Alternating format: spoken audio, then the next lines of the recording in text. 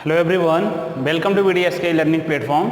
So today we shall study about an interesting topic, narration. As you know that it is the most important topic of English grammar. So first of all we will discuss about what is narration. Narration means statement of someone. So इसे हम कथन भी बोलते हैं. Narration का मतलब ये narrate से बना हुआ है. टू नरेट यानी नरेट करना या किसी का कथन. तो जैसा कि नरेशन मीन्स स्टेटमेंट हम साथ में समझते चलते हैं. नरेशन का मीन्स क्या होता है? स्टेटमेंट, कथन. और कोई भी स्टेटमेंट हम दो तरीके से किसी का स्टेटमेंट हम एक्सप्रेस कर सकते हैं. स्टेटमेंट इट मीन्स नरेशन के कितने टाइप होते हैं? नरेशन के दो टाइप होते हैं. कौन कौन से? एक पहला है डायरेक्ट स्पीच, दूसरा है इनडायरेक्ट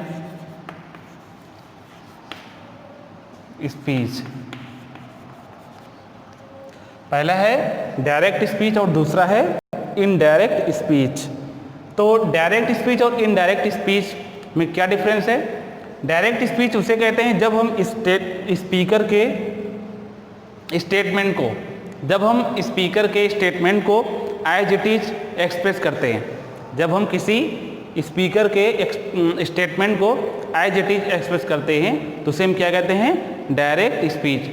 बट हम जब किसी स्पीकर के स्टेटमेंट को एज इट इज एक्सप्रेस ना करके उसे अपने शब्दों में एक्सप्रेस करते हैं तब उसे हम क्या कहते हैं? Indirect speech.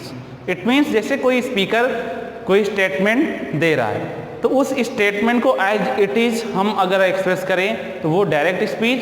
अगर हम उस स्टेटमेंट को अपने शब्दों में एक्सप्रेस करें तो वो इनडायरेक्ट स्पीच. जैसे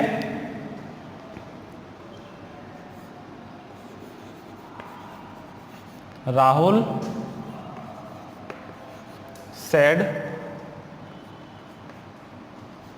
I can teach इंग्लिश. यहाँ पर सपोज राहुल ने एक स्टेटमेंट दिया. क्या दिया? I can teach English. तो यहाँ हमने राहुल के स्टेटमेंट को एज इट इज हमने यहाँ राइट कर दिया. तब ये कौन सा स्टेटमेंट हो जाएगा? ये डायरेक्ट स्पीच. ये डायरेक्ट स्पीच हो जाएगा. अगर हम इसी वर्ड को, इसी स्टेटमेंट को Rahul said that first person subject के अनुसार he could teach इंग्लिश. अगर हम इसी स्टेटमेंट को इस तरीके से, इट मीन्स अपने शब्दों में राहुल ने कहा कि वह इंग्लिश पढ़ा सकता था, तब हम इसको जब अपने शब्दों में एक्सप्रेस करेंगे तब क्या हो जाएगा? ये इनडायरेक्ट स्पीच या इनडायरेक्ट नरेशन. अगर हम डायरेक्ट स्पीकर के स्टेटमेंट को स्पीकर के शब्दों में ही एज इट इज एक्सप्रेस करते हैं तो वो डायरेक्ट नरेशन, डायरेक्ट स्पीच. अगर हम स्पीकर के स्टेटमेंट को अपने शब्दों में उसे कन्वर्ट करके बोलते हैं तो वो क्या हो जाएगा? Indirect speech. तो डियर स्टूडेंट, ये तो हमने ये देखा कि डायरेक्ट स्पीच क्या होता है और इनडायरेक्ट स्पीच क्या होता है. नरेशन के दो टाइप, डायरेक्ट स्पीच और इनडायरेक्ट स्पीच. तो ये तो हमने देखा कि डायरेक्ट स्पीच क्या है और इनडायरेक्ट स्पीच क्या है. आई होप आप इसे समझ चुके होंगे. तो हमने डायरेक्ट स्पीच में देखा कि डायरेक्ट स्पीच में हम क्या करते हैं? स्पीकर के स्टेटमेंट को डबल इन्वर्टेड कामा में राइट करते हैं. स्पीकर के स्टेटमेंट को हमने डबल इन्वर्टेड कामा में, जिसे कोटेशन मार्क बोलते हैं, कोटेशन मार्क के अंदर हम लोग राइट करते हैं. और हम यहाँ इनडायरेक्ट स्पीच को देख रहे हैं जिसमें कोई भी कोटेशन मार्क नहीं है। तो ये दोनों में एक अंतर है, आप इसे देख सकते हैं।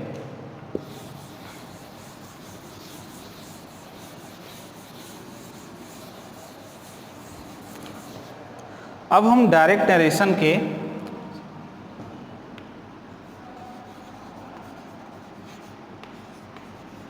राहुल सेड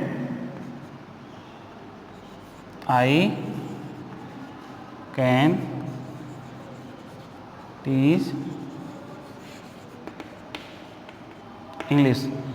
इसमें हम देखते हैं कि जो डायरेक्ट नरेशन है इसमें कितने पार्ट हैं? इसमें 2 पार्ट हैं। एक पार्ट हमारा ये हो जाता है जो कोटेशन मार्क के बाहर का होता है, और एक पार्ट हमारा हो जाता है जो कोटेशन मार्क के अंदर हम लोग लिखते हैं। कितने पार्ट हैं? इसमें 2 पार्ट हैं, 1 एंड 2। तो इसमें हम जो हमारा पहला पार्ट है कोटेशन मार्क के बाहर है, उसको हम बोलते हैं रिपोर्टिंग वर्ब। रिपोर्टिंग, जो कोटेशन मार्क के बाहर है उसको बोलते हैं रिपोर्टिंग वर्ब, और जो कोटेशन मार्क के अंदर है उसको बोलते हैं रिपोर्टेड स्पीच। इसको क्या बोलते हैं हम? Reported speech. अब हम इसे जब रिपोर्ट डायरेक्ट नरेशन से इनडायरेक्ट नरेशन में चेंज करते हैं तो इसके लिए कुछ रूल होता है। उसके पहले हम ये एक बार फिर से समझ लेते हैं कि इसके कितने पार्ट हैं। डायरेक्ट नरेशन के 2 पार्ट होते हैं। कौन कौन से? एक रिपोर्टिंग वर्ब और एक रिपोर्टेड स्पीच। जो डबल इन्वर्टेड कामा के बाहर होता है उसे रिपोर्टिंग वर्ब कहते हैं। ये पहले भी आ सकता है और बाद में भी आ सकता है, सम टाइम मिडिल में भी आ सकता है। और जो इन्वर्टेड कामा के बीच में होगा, इट मीन्स कोटेशन मार्क के बीच में होगा, उसे हम क्या बोलते हैं? Reported speech. आई होप आपको ये समझ में आ गया होगा कि रिपोर्टिंग वर्ब किसे कहते हैं और रिपोर्टेड स्पीच किसे कहते हैं। अब जब हम इसे डायरेक्ट से इनडायरेक्ट में चेंज करते हैं तो इसमें हम कुछ 3 रूल्स को हम लोग फॉलो करते हैं। वो 3 रूल कौन कौन से हैं हम लोग इसको समझते हैं।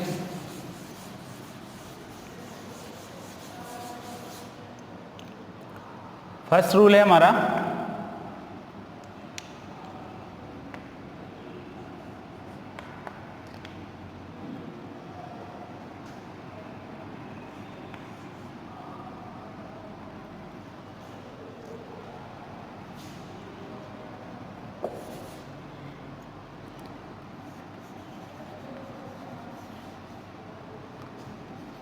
Change of tenses.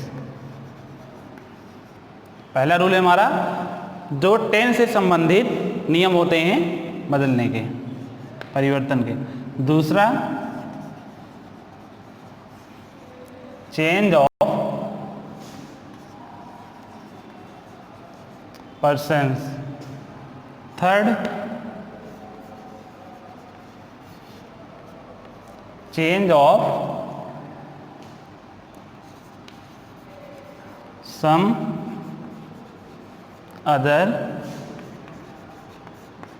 Parts of speech, जिसमें टाइम, डिस्टेंस और नियरनेस बताने वाले वर्ड्स को हम चेंज करते हैं इस पार्ट में जो आता है।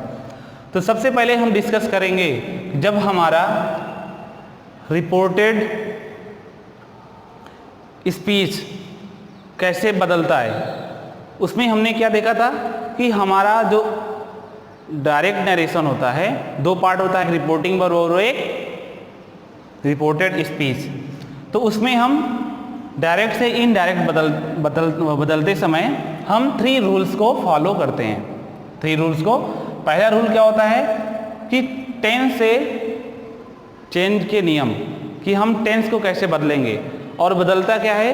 जो हमारा डबल इन्वर्टेड कामा के अंदर होता है हम उसके टेंस को बदलते हैं। और वो कब बदलेगा वो हम अभी इसका प्रोसेस जब करेंगे तब समझेंगे। एक टेंस से संबंधित नियम होता है, दूसरा पर्सन से। पर्सन यानी हमारा सब्जेक्ट किस पर्सन का है, first person, second person, third person. I hope आप सब लोग जानते हो। नेक्स्ट है हमारा कि समटाइम्स डिस्टेंस बताने के लिए, नियरनेस बताने के लिए कुछ ऐसे वर्ड्स होते हैं जिनको हम चेंज करते हैं। तो सबसे पहले हम डिस्कस करते हैं change of tenses.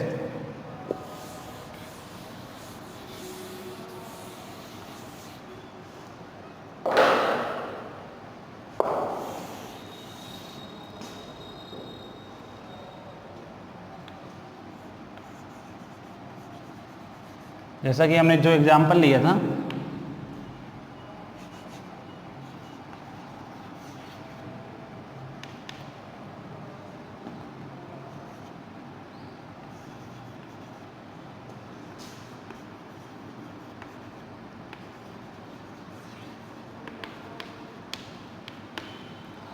Rahul says I can teach English.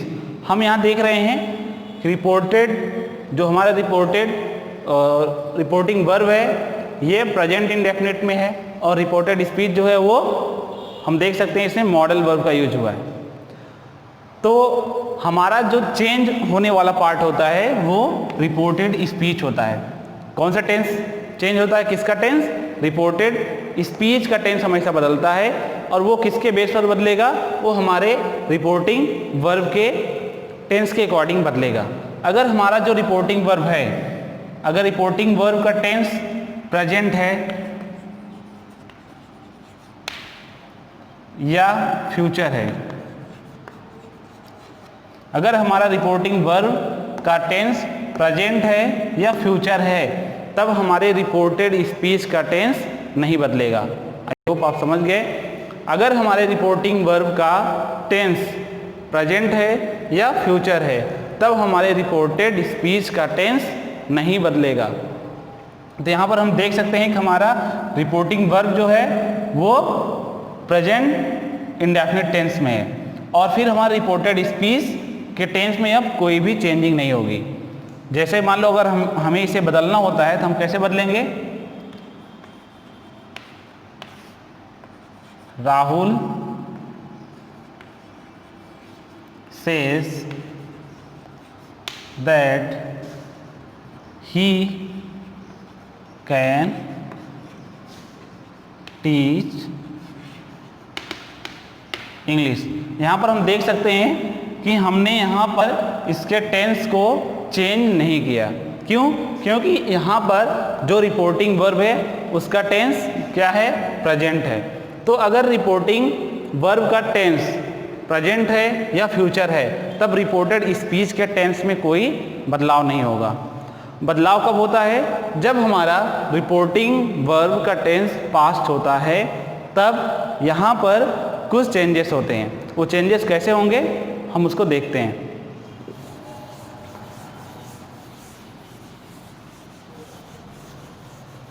तो आपने रूल नंबर 1 जो लिखा था,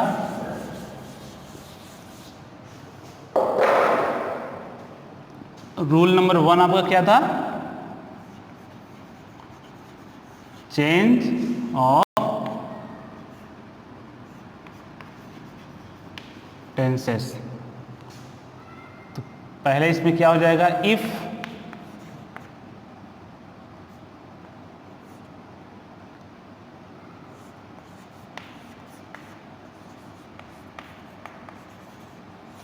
if reporting verb in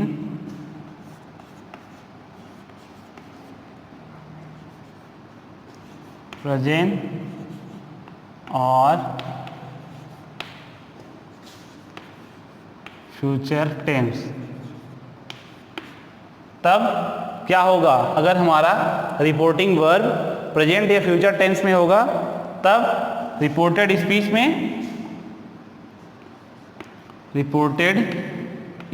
में के टेंस में नो चेंज। क्या हो जाएगा? No change.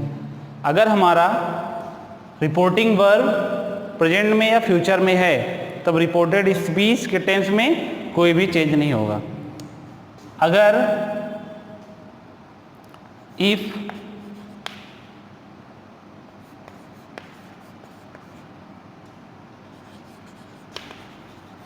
Reporting verb in past tense.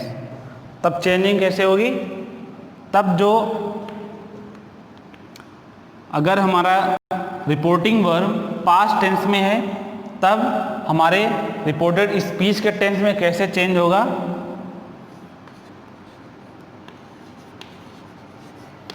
Present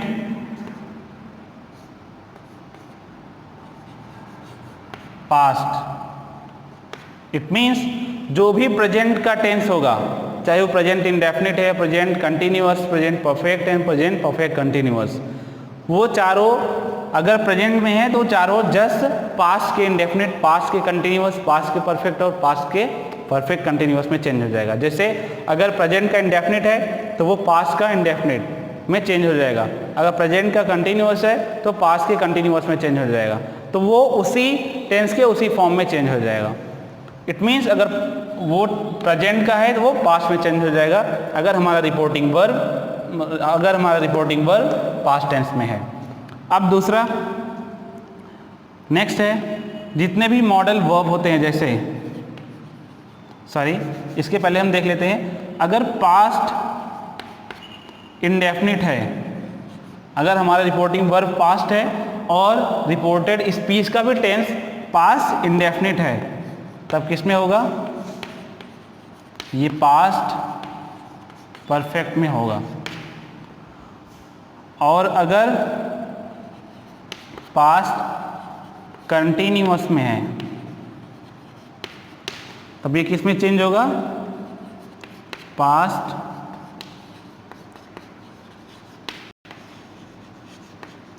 continuous में। यहाँ पर हम देख सकते हैं अगर हमारा रिपोर्टिंग वर्ब पास्ट टेंस में है तो प्रेजेंट पास्ट में, पास्ट इंडेफिनिट पास्ट परफेक्ट में, past continuous past perfect continuous, और ये दोनों टेंस नो चेंज, और ये अगर पास्ट परफेक्ट में रहेगा तो कोई चेंजिंग नहीं, और पास्ट परफेक्ट कंटिन्यूअस में रहेगा तो कोई चेंजिंग नहीं। और इसके बाद देखते हैं अगर विल आ जाए तो विल का क्या होगा? वुड, शैल का शुड, कैन का कुड, मे का माइट। इस तरीके से अगर हमारा रिपोर्टिंग वर्ब पास्ट में है तो इस तरीके से चेंजिंग हो जाएगा। ये किसका है? ये रिपोर्टेड स्पीच के टेंस में इस तरीके से बदलाव होगा।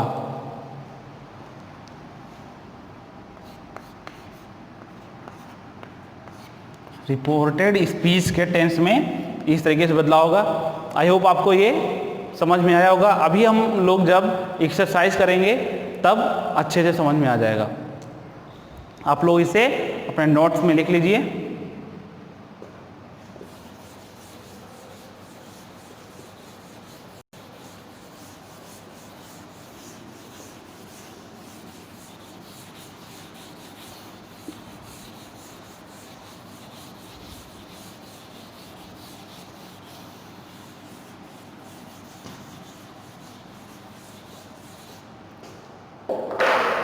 अब एग्जाम्पल हम समझ लेते हैं। जैसे राहुल says he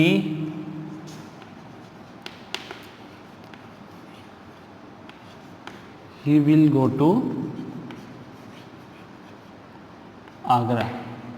राहुल कहता है कि वह आगरा जाएगा। तो यहाँ पर हम देख रहे हैं रिपोर्टेड स्पीच और रिपोर्टेड वर्ब क्या क्या है, पहले हम पहचान लें। ये हमारा क्या है? रिपोर्टिंग,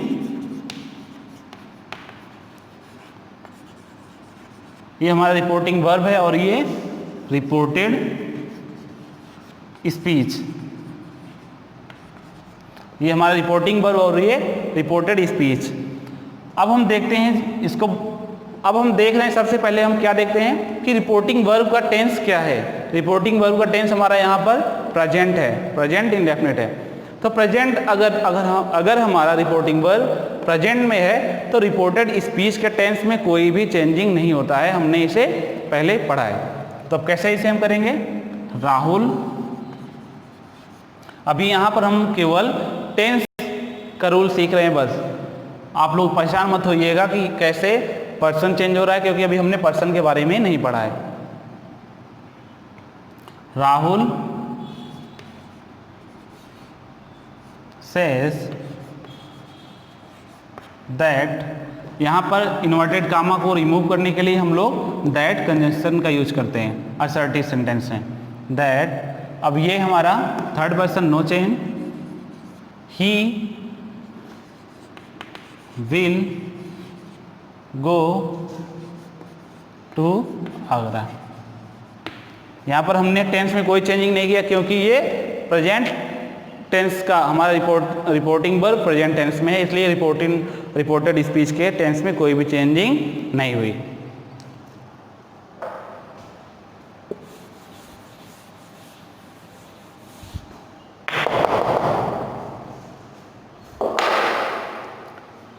अब हम नेक्स्ट एग्जांपल देखते हैं।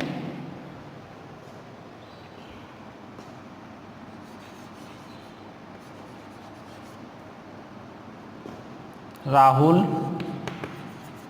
Will say